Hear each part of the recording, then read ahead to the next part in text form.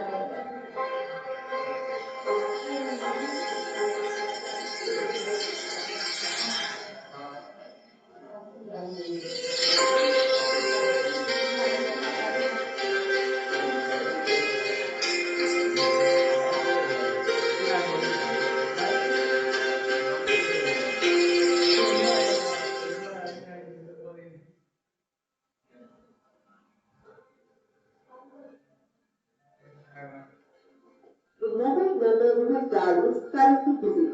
Cristo é o Deus.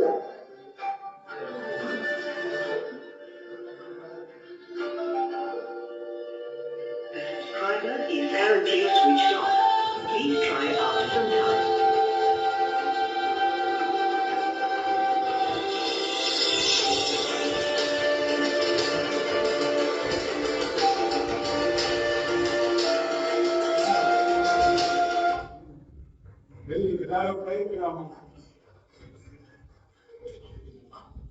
அருமையான ஒரு காரியத்தை நமக்கு நடிச்சு காட்டினாங்க. இன்னைக்கு இருக்கிற வாலிப வட்டாரங்கள் சிட்டியில, சென்னை, பாம்பே, இப்படிப்பட்ட சிட்டிகள் எல்லாம் இன்னைக்கு இப்படி மாறிட்டு வருது. நம்முடைய ஸ்கூல்ல, காலேஜ்ல பாத்தீங்கன்னா இப்படிப்பட்ட காரியங்கள் வருது. வேற ஒரு வசனம் எனக்கு திடீர்னு பிராக்டிஸ் எனக்கு தெரியாது, இந்த காரியங்கள் எனக்கு தெரியாது. அவங்களாவே தத்ரூபமாய் அந்த காரியத்தை ஆயத்தம் பண்ணியிருக்கிறாங்க.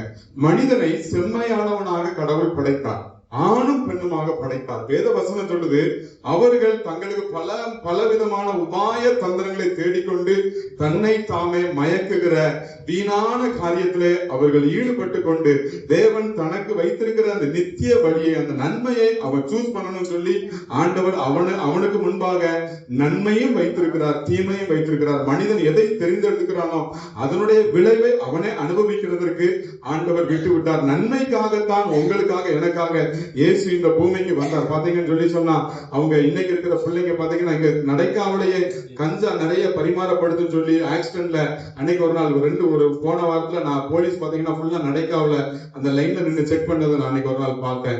இப்படிப்பட்ட ஒரு கொடிய காலத்திற்குள்ள நீங்களும் நானும் இருக்கிறோம். செம்மையானவனாக மனிதனை படைத்தார். அவன் பாத்தீங்கன்னா பல ஊசியினாலையும், போதையினாலையும், குடியினாலையும், சிகரெட்டினாலையும், அநேக ஆபாசமான காரியங்களாலையும் தன்னை அழித்துக் கொள்கிறான். ஆனா இந்த சரீரமோ அழித்துக் கொள்கிறதுக்கு அல்ல, கெடுக்கக்கூடிய காரியம் அல்ல, அது பரிசுத்தத்துக்குள்ள காரியம்.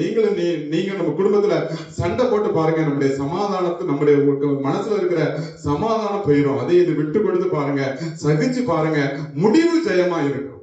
அல்லேலூயா.